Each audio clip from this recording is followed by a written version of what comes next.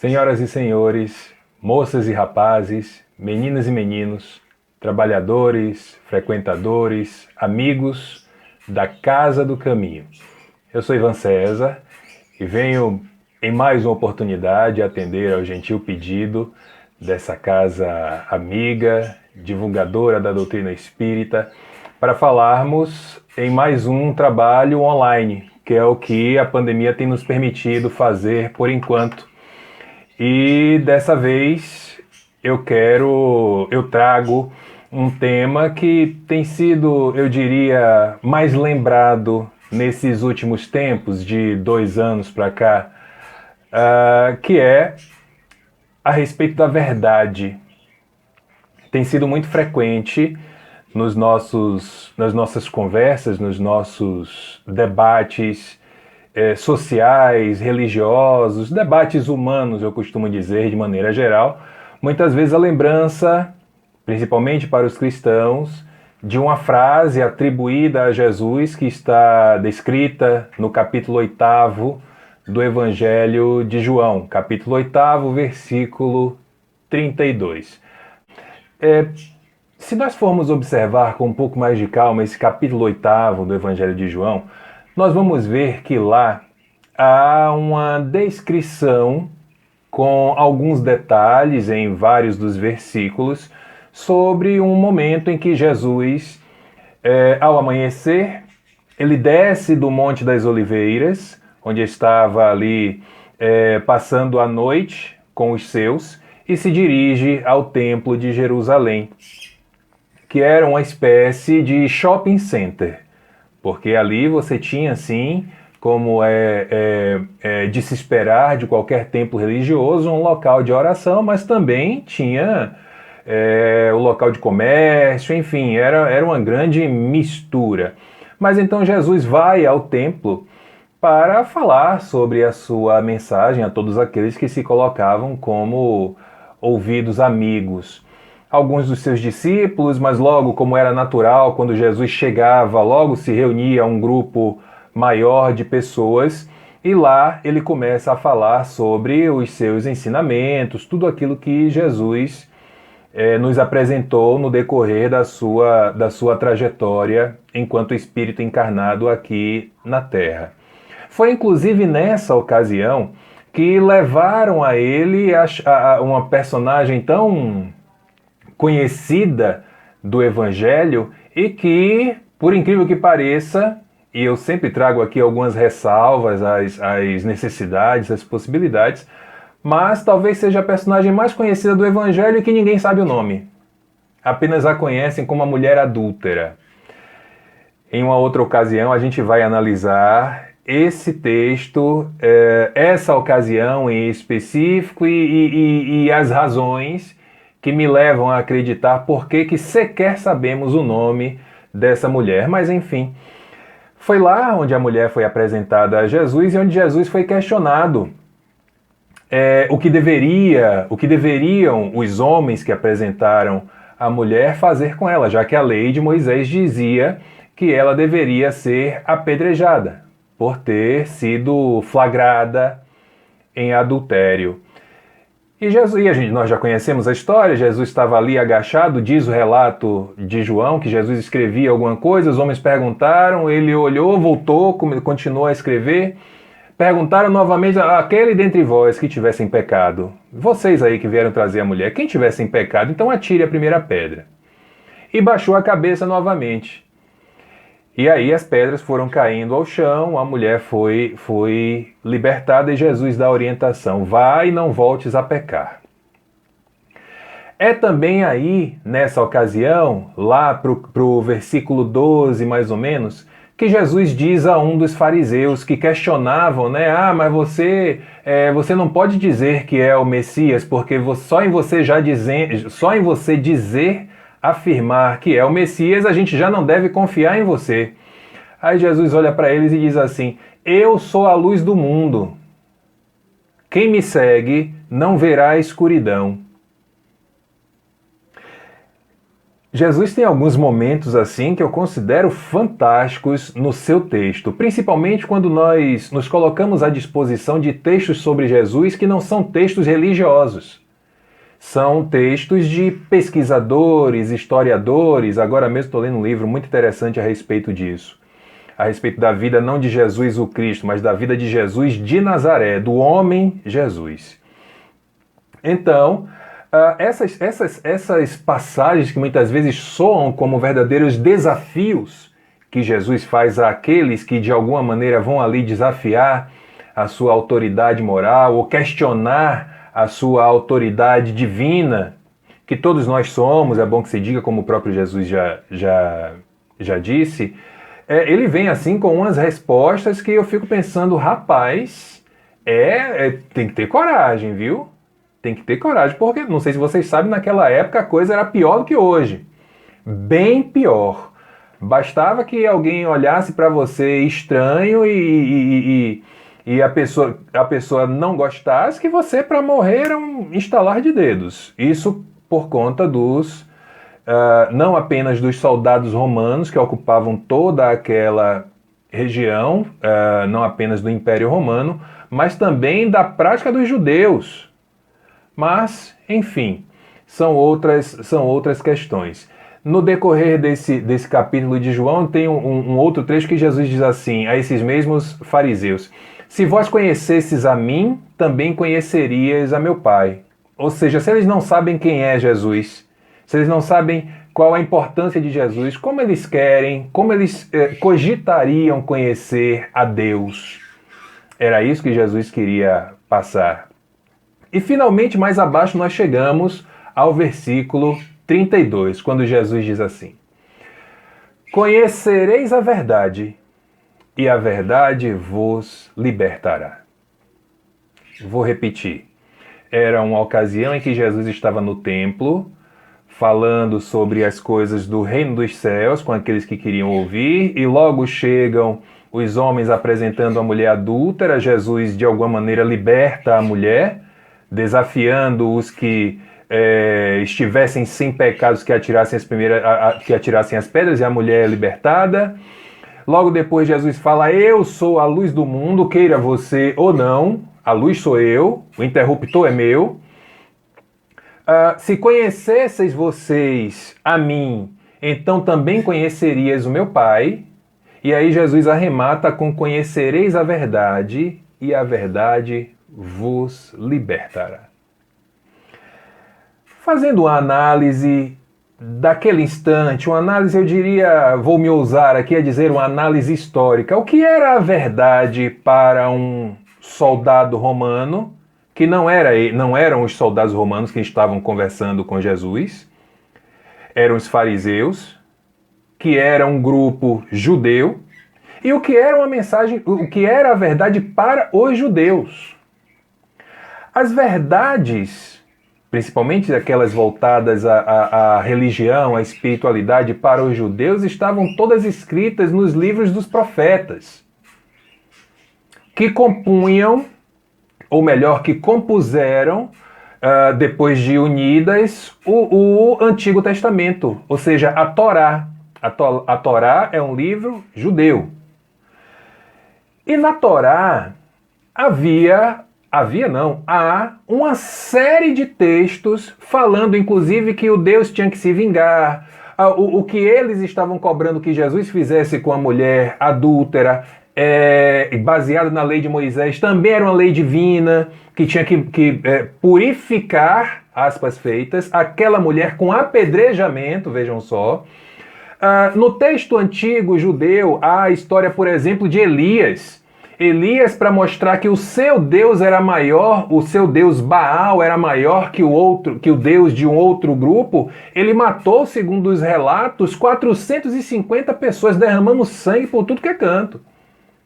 Então essa era um tipo de verdade que o judeu acreditava. Mas o que Jesus quis dizer com essa história de conhecereis a verdade vos libertará? Que verdade era essa que Jesus estava querendo falar?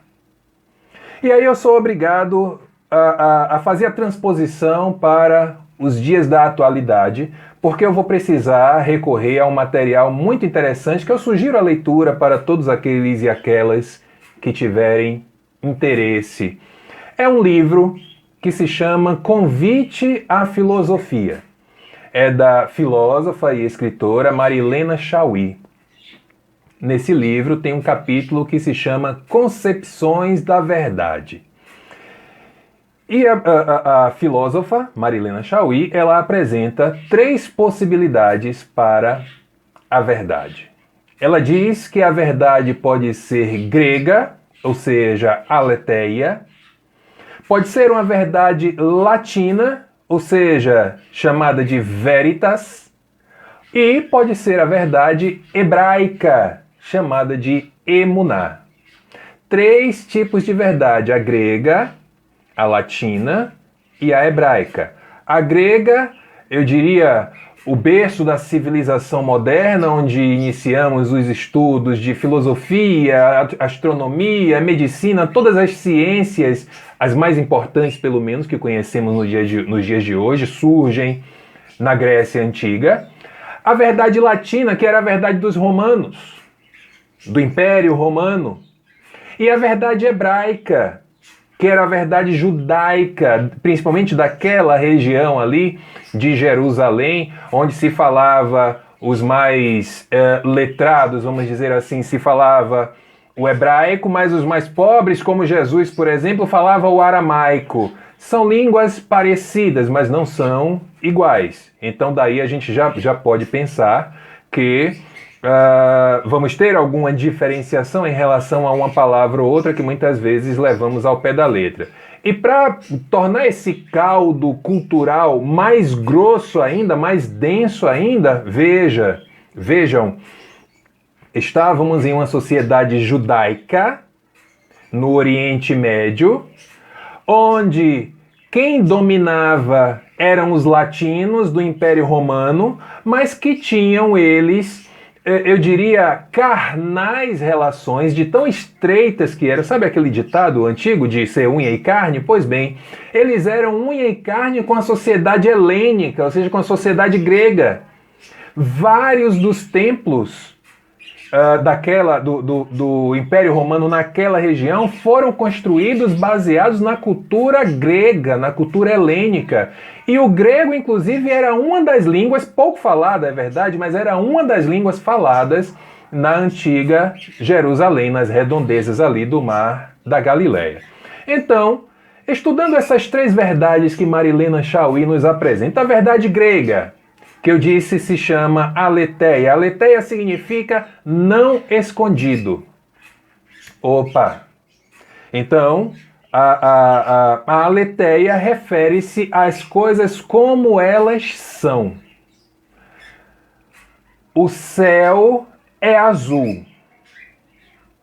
Alguns vão dizer: não, ele não é azul. Azul é a impressão que a gente tem por conta da poeira que está suspensa, dos raios solares, do reflexo do mar, essas coisas todas. Aliás, o contrário, né?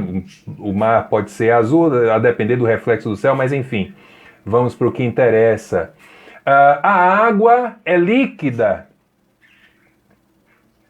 Será? Porque ela pode ser gasosa, ela pode ser sólida. Mas aí quando eu digo assim, a água é formada por 2 moléculas de hidrogênio e uma de oxigênio, a famosa fórmula H2O. Não há questionamento, é a aletheia, a coisa como ela é. Aí vem a verdade latina, veritas, que significa precisão. E aí Marilena Chaui diz que essa verdade ela refere-se a uma narrativa de que os fatos foram. Opa, já começamos a entrar aí nas ideias acerca de Jesus. A narrativa de que os fatos foram, vocês concordam comigo que ela está baseada na verdade de quem narra? Concordam comigo? Concordam comigo que eu posso chegar aqui nesse instante e dizer: poxa, hoje pela manhã eu acordei, abri os meus olhos e de repente enxergo em minha frente o espírito de Dr. Bezerra de Menezes. Aí conto para vocês. A maior parte de vocês, como é natural que aconteça em meio religioso, vai acreditar no que eu estou dizendo. Ou seja, vocês acreditaram na minha narrativa do que aconteceu. Mas como investigar se foi verdade ou se não foi? Porque se só tinha eu na história, a não ser que alguém evoque Dr. Bezerra de Menezes e pergunte. É uma verdade também. E a verdade hebraica, emuná. Emuná significa confiança. Essa verdade refere-se às ações e às coisas que serão. Essa é mais danada ainda. Porque se a gente for pegar um exemplo aqui rasteiro, nós vamos dizer: todos nós seremos espíritos perfeitos. Naquela ideia da perfeição relativa, não é um termo que eu gosto muito não, porque, enfim, perfeição para mim não tem variações. Ou é perfeito ou não é perfeito. Ou a mulher está grávida ou ela não está grávida, ela não está meio grávida. Mas enfim, como é um termo que nós utilizamos, vamos a essa ideia da perfeição relativa. Todos nós seremos perfeitos. Isso é uma verdade. Olha aí quando eu falo para a gente tomar cuidado com essa história de porque a doutrina espírita não tem dogmas. Tem. Dogma é uma verdade imutável. Seremos perfeitos? Seremos. Reencarnaremos? Reencarnaremos. Nós somos espíritos? Somos. Isso não vai mudar. Então é dogma, na letra fria da palavra. A doutrina espírita não é dogmática na forma como ela passa essas explicações. É bom termos cuidado. Mas as coisas serão. Eu serei perfeito. Como eu serei perfeito? Quanto vai demorar? De quantas encarnações eu vou precisar? É o mesmo número para todo mundo? Ou seja, é uma verdade que ela não depende exclusivamente dos fatos pura e simplesmente. Essa verdade hebraica, nesse exemplo que eu estou dando, ela depende do nosso caminhar. Eu via esses dias Casagrande, o ex-jogador, comentarista de futebol, falando sobre um livro que será lançado sobre a sua história, como ele consegue se libertar dos vícios, se libertar do vício das drogas. E ele falou uma coisa que é muito acertada. E que nós espíritas, aliás, nós religiosos de maneira geral, nós muitas vezes não estamos muito interessados em atentar para esse detalhe, porque Casagrande diz assim, olha, esse livro ele é um relatório da minha experiência. Ele serve como estímulo para aquelas pessoas que por algum motivo vivam essa problemática e não estejam sabendo como se libertar. Mas aí vem o alerta dele, ele não é uma receita de bolo.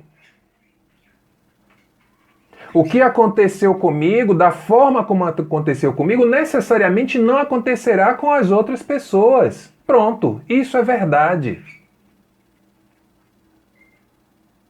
Ivan é um homem alto.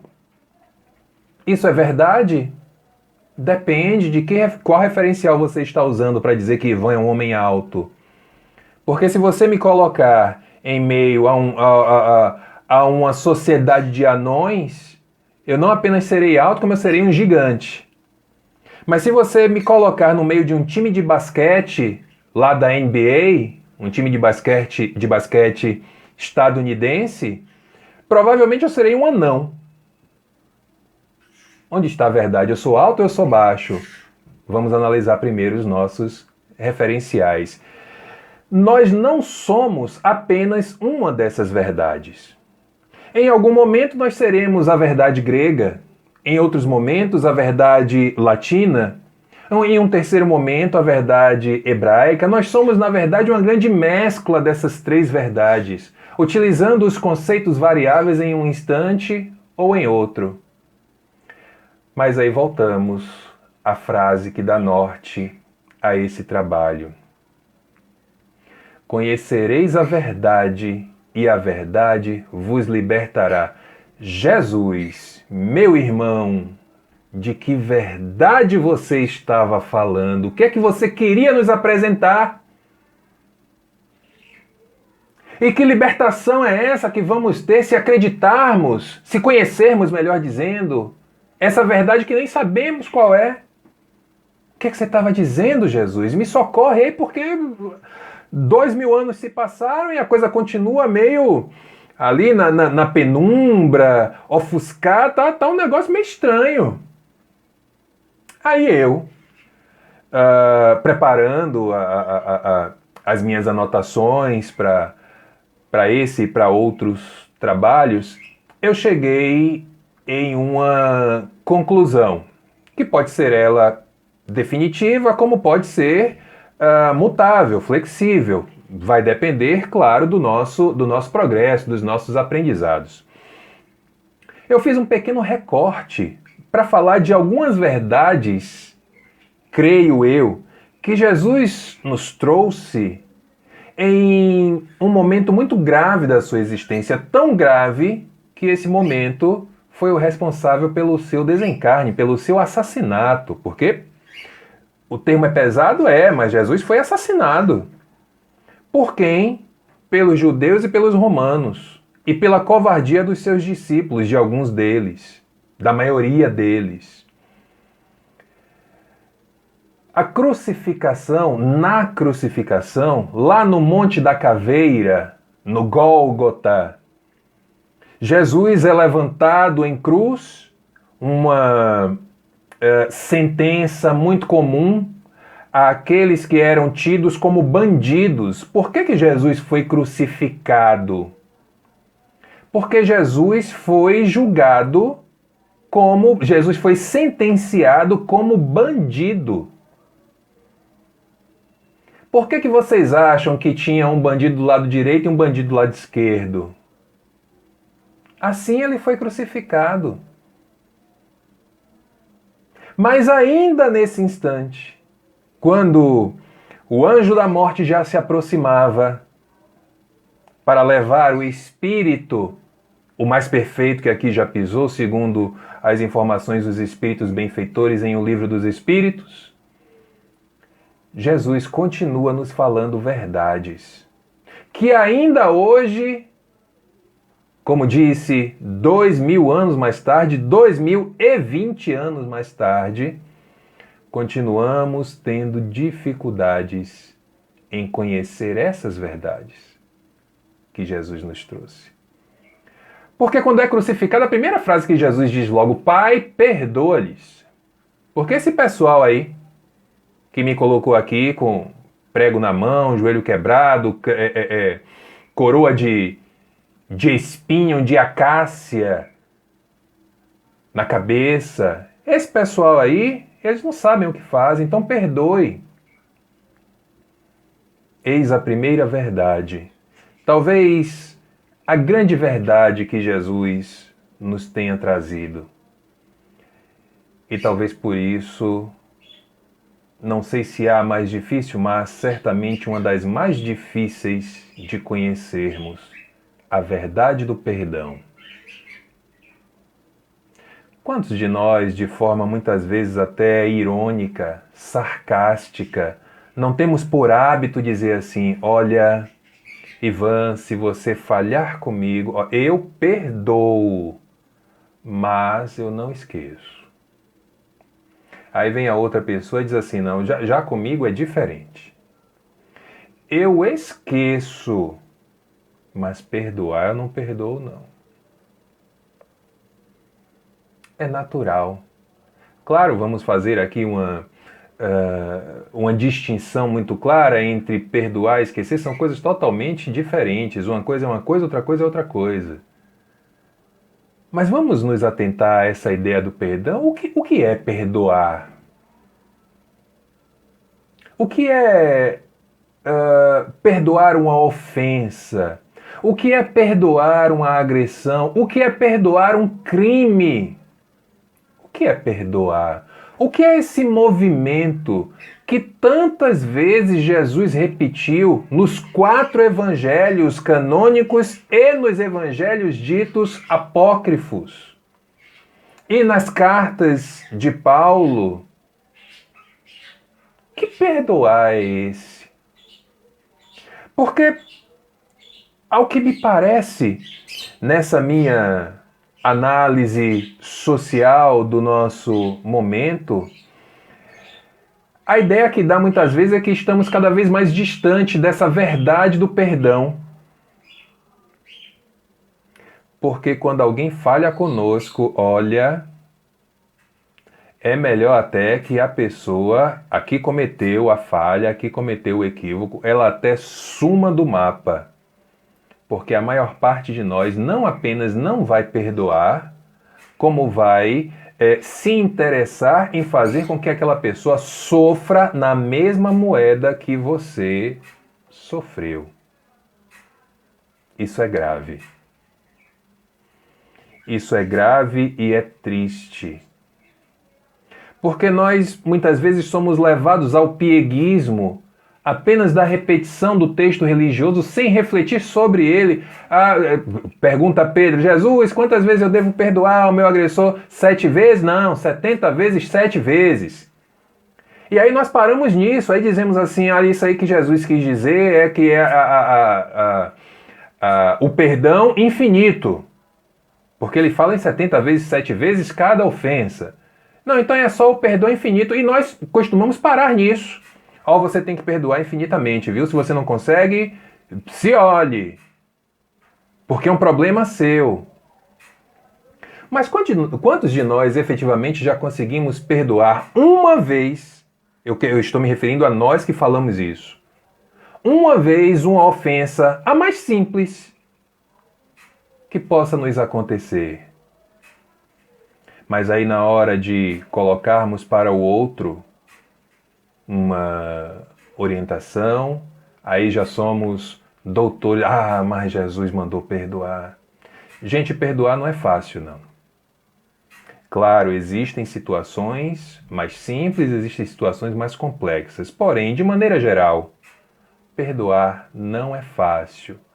Porque quem tem de ir em busca, ou melhor, quem tem de autorizar o perdão, quem tem de sentir o perdão, é o agredido, não é o agressor. E muitas vezes uma palavra que parece não significar nada para você ou para mim, para outra pessoa é uma agressão terrível. Eu nunca esqueço de uma vez que eu conversava com uma amiga e de repente no meio da conversa eu falei assim: não, criatura, isso não é assim não. Aí ela olhou para mim e falou assim: oxente, Ivan, não me chame de criatura não. Eu disse: ué, por quê? Não, porque eu não gosto. Eu fiquei sem entender. Aí qual foi a minha reação? Eu disse: ela, mas menina, criatura é tudo aquilo que foi criado. É todo ser que foi criado por alguém. Você foi criada em primeira instância por 2 pessoas, seu pai e sua mãe, que cederam as células para a sua criação, e de maneira geral, todos nós fomos criados por Deus, então todos nós somos criaturas divinas. Eu sei, mas eu não gosto não. Paciência. O que é que eu tenho que fazer? Respeitar e não chamar mais. Para mim é uma bobagem, para ela não. Então, muitas vezes, essa ideia piegas da ofensa, do perdão, como se tivesse de ser uma coisa automática, porque nós somos espíritas, nós lemos o Evangelho, nós fazemos o Evangelho no lar, nós assistimos palestra, os espíritos na reunião mediúnica mandam mensagens para a gente, parece que nós temos a obrigação de, no estalar de dedos, eu te perdoo. Vem cá, que agora eu vou ser o seu melhor amigo, a sua melhor amiga. Em o Evangelho, há um texto interessante da irmã Rosália, quando ela fala da parentela corporal e da parentela espiritual. E lá ela vai falando que sermos indulgentes, sermos caridosos, num primeiro momento é suportarmos a nós mesmos. É esse termo aí que ela usa. Suportarmos. E no Evangelho também nós vamos encontrar no capítulo amar, no texto amar aos seus inimigos, que amar ao seu inimigo não é você, de uma hora para outra, tratar aquela pessoa como se fosse o seu melhor amigo. Não, não. Isso, inclusive, é injusto com as pessoas que efetivamente sempre estiveram ao seu lado. Amar o inimigo é, por exemplo, não querer mal a essa pessoa. Aí nós já começamos a falar em perdão. Porque o perdão necessariamente não será você aceitar aquela pessoa que lhe ofendeu, que lhe agrediu, no seu convívio. Mas é você, em primeiro lugar, não querer mal a ela. Aí nós já começamos a caminhar. Aí Jesus lá na cruz diz assim, fala a Dimas, o chamado bom ladrão.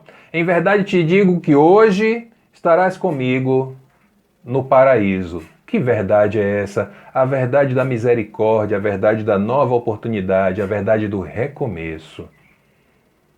Verdades divinas. Porque talvez eu considere uma das maiores provas da misericórdia de Deus conosco, senão a maior prova, a reencarnação. Porque a reencarnação é a nossa oportunidade de recomeçarmos.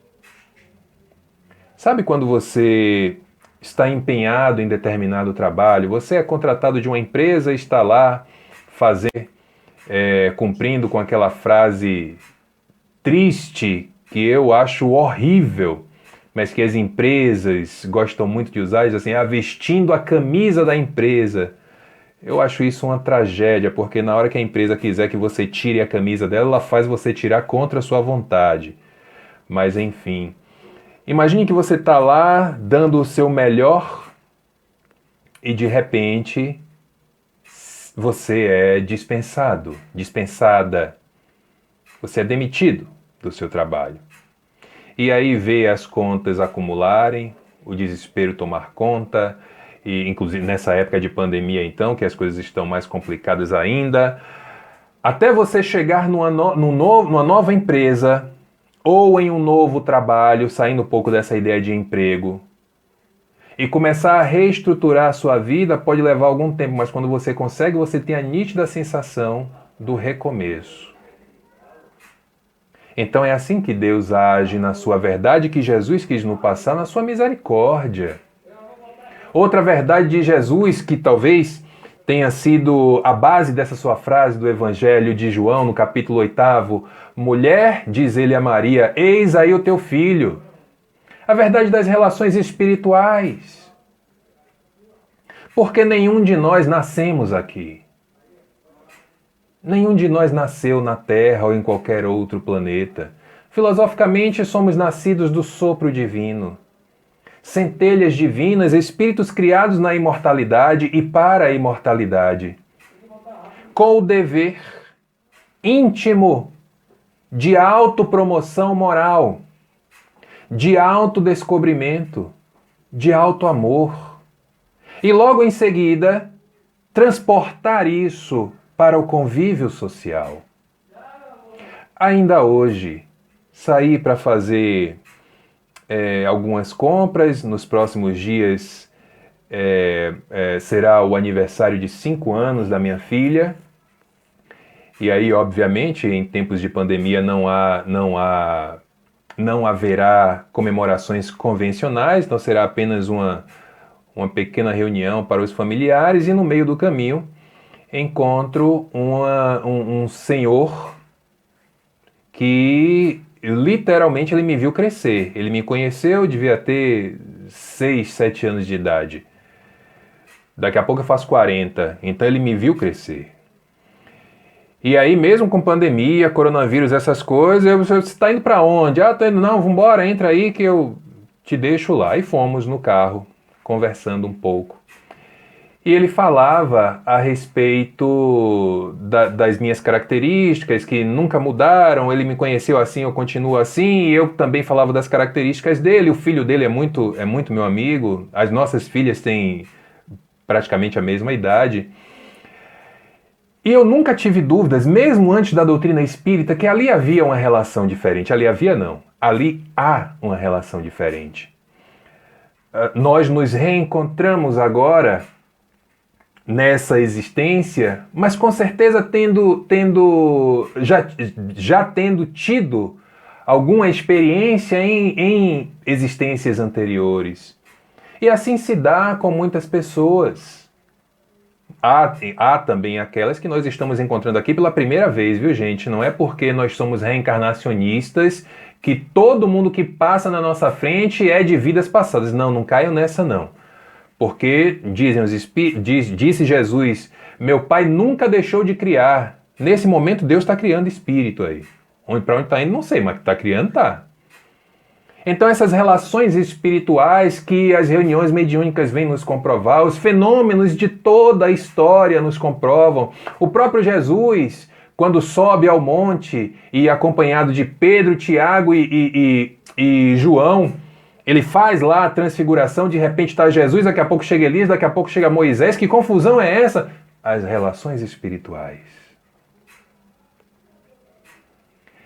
Deus, meu Deus, por que me abandonaste? Diz o mestre. Aí a verdade é outra.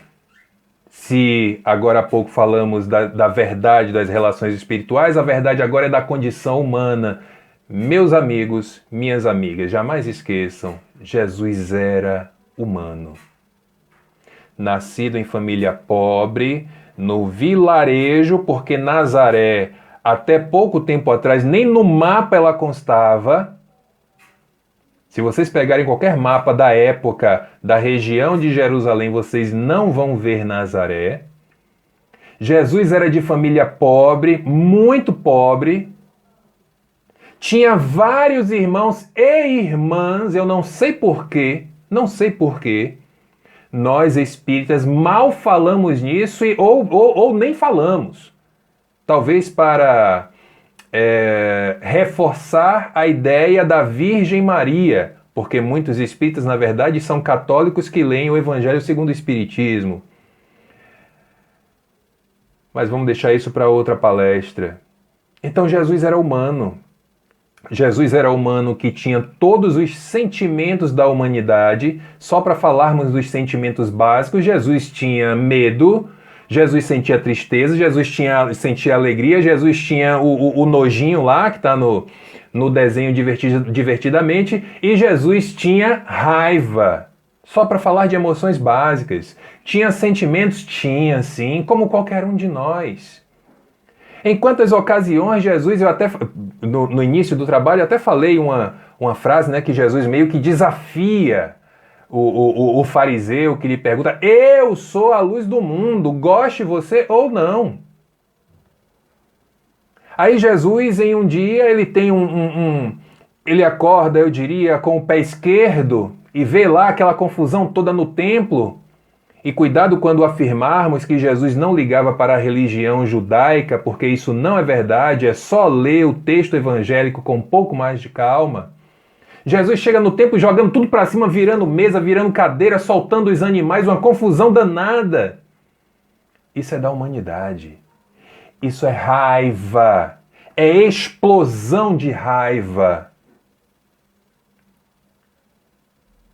Isso o torna menor ou maior em quê? Aliás, eu vou até me corrigir, eu acho que isso torna Jesus maior do que o que ele é. Porque se eu, na minha condição humana, de emoções, de sentimentos, de sobe, de desce, eu ainda não consigo fazer as coisas que ele fez, é porque realmente aquele homem, aquele Galileu, era um ser especial.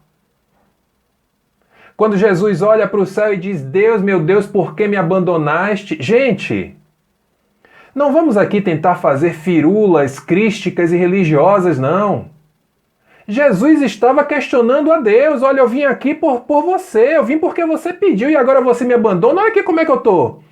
Crucificado, torturado, todo quebrado, arranhado, com cruz na cabeça, pregos em mãos e pés, joelho quebrado. Todo mundo me abandonou, só sobrou minha mãe, o discípulo amado e a mulher a dita prostituta, porque isso também é mentira.